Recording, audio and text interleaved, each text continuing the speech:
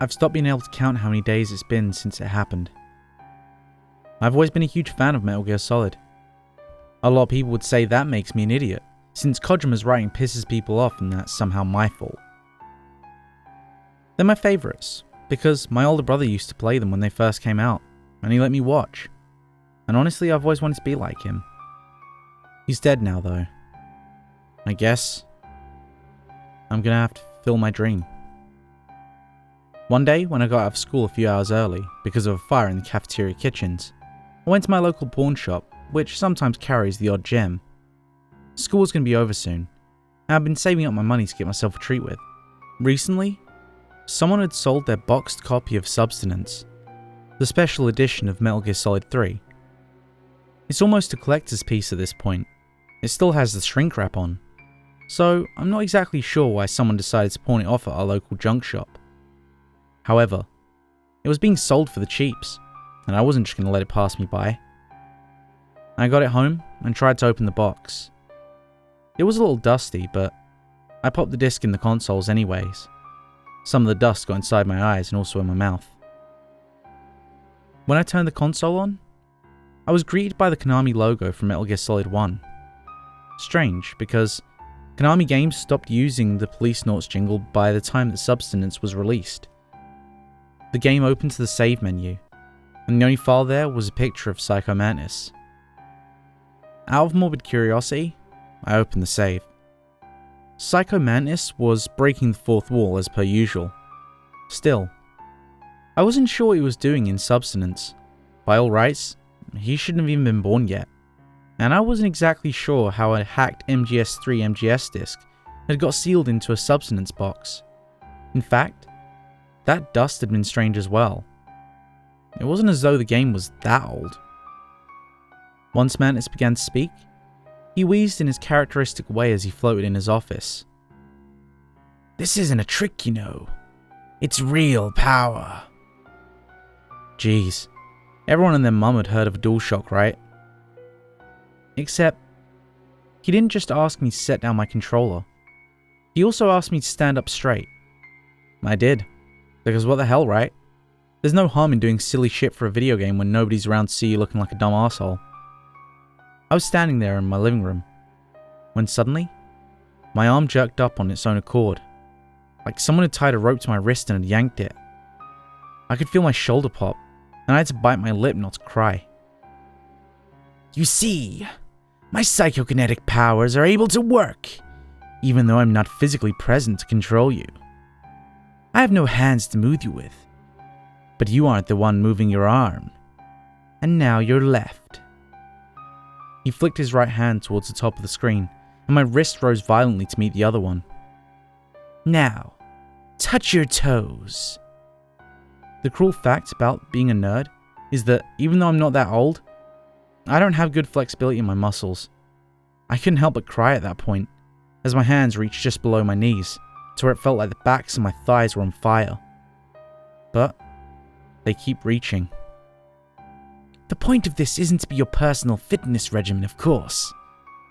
Mantis seemed to be amused by my attempt to straighten up again. However, my muscles seemed to lock up whenever I tried. "The point is, you're now under my control, and nothing more than a pathetic puppet.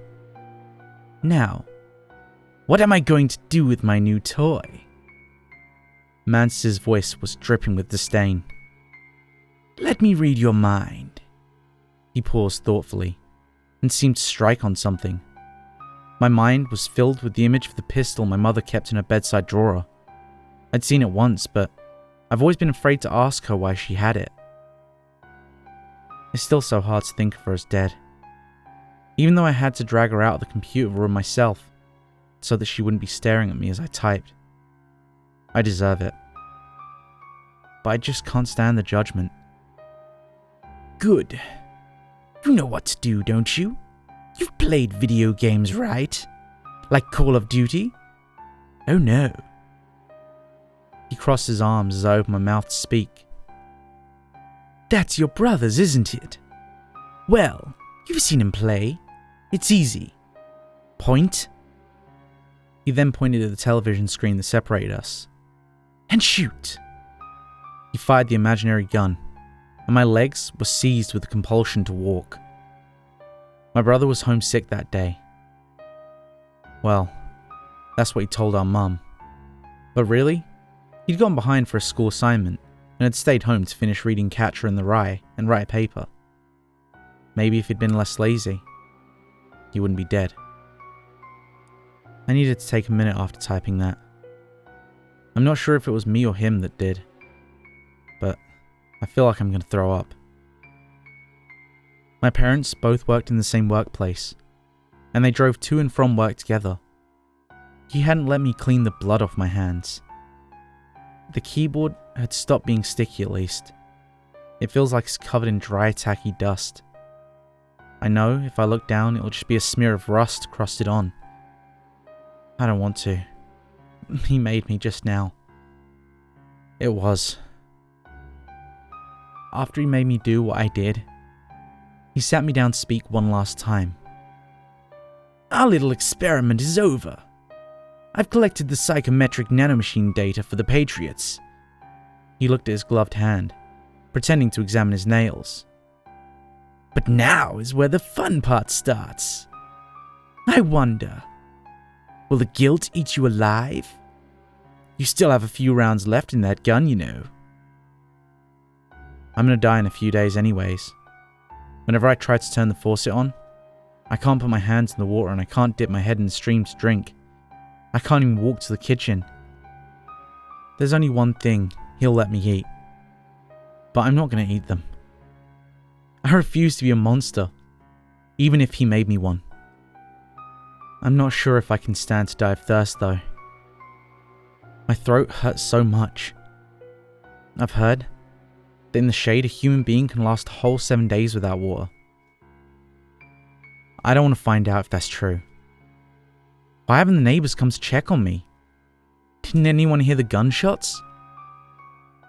If you're reading this, please come to the address below. I don't know if you'll be able to make it in time. I don't know if I'm strong enough. This Word document was discovered at the scene of a grim murder scene, providing an unfortunate context to the bloody scene. While it sounds like the ramblings of someone unable to accept their actions, I was struck enough by the mention of the Patriots to make a copy of the file and post it here. It feels almost wrong to be posting it, even as the boys and girls in the lab are processing the evidence in the file. Still, the longer I keep the file on my computer instead of out on the web, the more I worry someone will discover I stole evidence. Thanks for sticking around to the end. And if you enjoyed today's story, make sure to leave a like. And if you want more like it, make sure to subscribe and ring the bell so you never miss a story. If you need more now, why not check out my Gamepasta playlist? I'll leave that on this card, and I'll catch you in the next story.